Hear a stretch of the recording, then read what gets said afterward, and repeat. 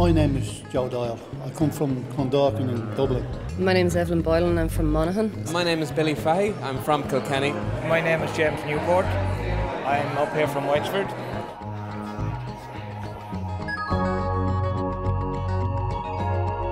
Hello, Hungary. Hello. You have the Guinness? Yes. This is Sweden. Can you hear us? Yes, I can. Great. My name is Noreen O'Shea. I'm a housewife from Cork. I'm Mike Richardson. I'm from Galway. My name is Irene Trinan and I'm from Dublin.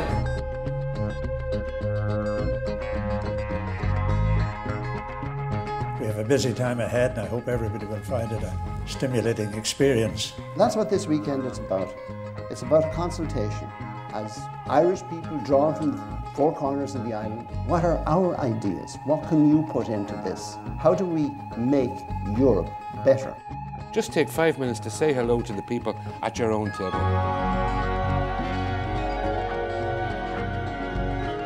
That's what we're at today. People telling their own stories and bringing the story of their community to the general discussion. This event is being streamed live by RTE. The RTE website also invited people to ask questions or make comments, and there was a good response.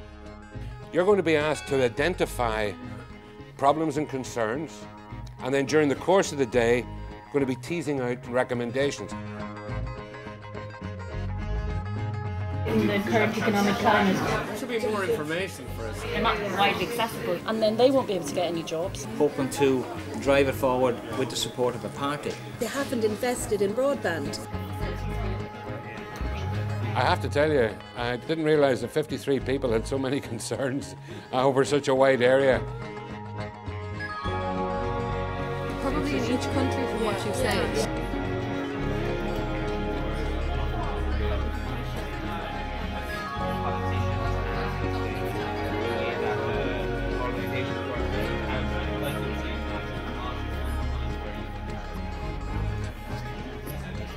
These are your ideas and your ideas to develop.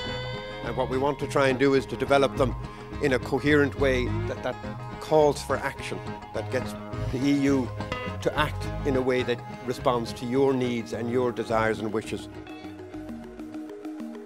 You first have to say, does the EU have the power to do something about it? In some cases, it really is primarily national. We might, in the process, lose some of the control to do things our way. That may not be a bad thing. Maybe that would be good, but it's one thing to think about. On the issues raised under environment, a lot of these things are already being done. Before we go to Europe, asking Europe to do one thing or the other, we've got to kind of work out those conflicts, those trade-offs within ourselves. In the light of what our experts have said, in the light of that list of, 15 ideas, we have identified a lot of whats. We would like you to be a bit more specific on the how. And if Ireland says no, none of them can. Yeah, it's a very generous welfare system. The top 10 will emerge tomorrow morning. They've all night to sift through these.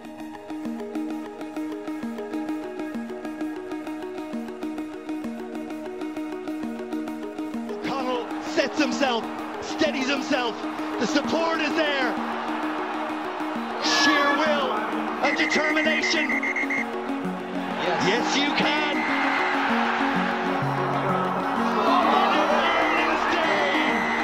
Yes, 61 years of waiting.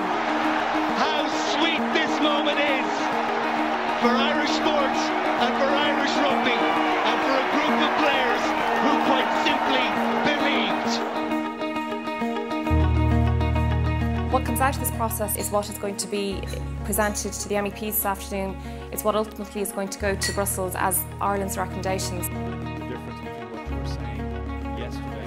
Yes. But there has to be time scale. I suppose there the issue is, I think it's a very, very valid point.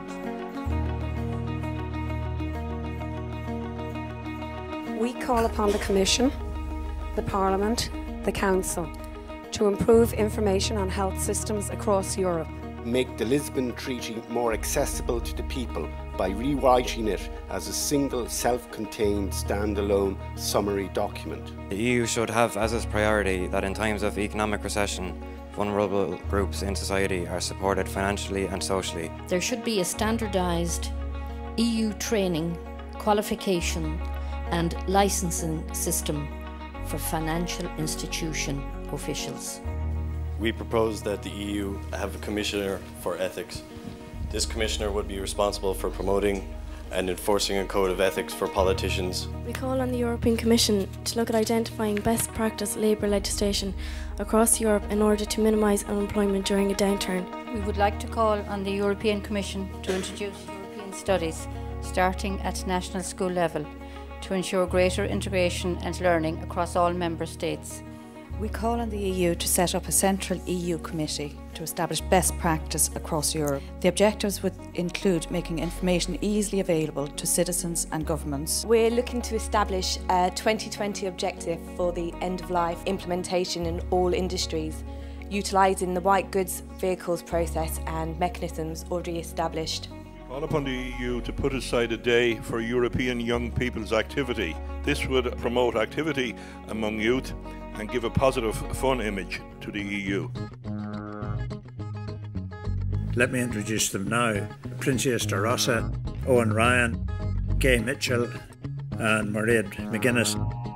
Mary Lou MacDonald is unable to be with us today. There's so many good ideas on the document here today. We do need regulation, we need more transparency. We have to be careful that we don't over-regulate. I think we are actually in agreement. I don't know very much about that.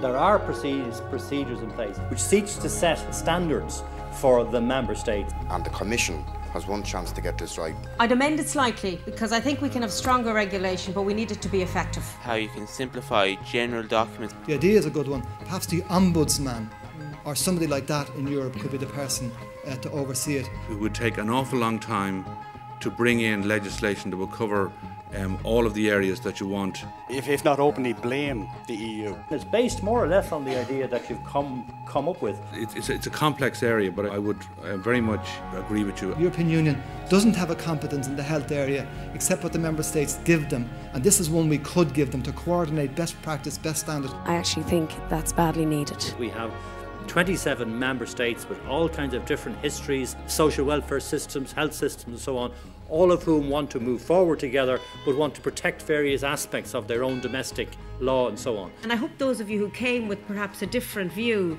see the complexity of agreeing at a table a text. It's very difficult to negotiate and compromise, but without it, as Gay said, you have war and division.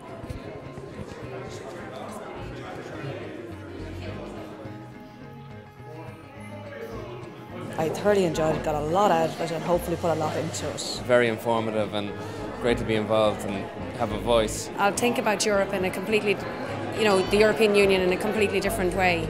The interest now I have in the EU has shot up. Great insight into what's actually happening in Europe. It made me get really interested in European politics. I'd follow it more closely now than I did before. It would encourage me to follow European politics probably more so than I would have done before. A very interesting event, and I most certainly will be watching to see if any of our proposals come forward later on.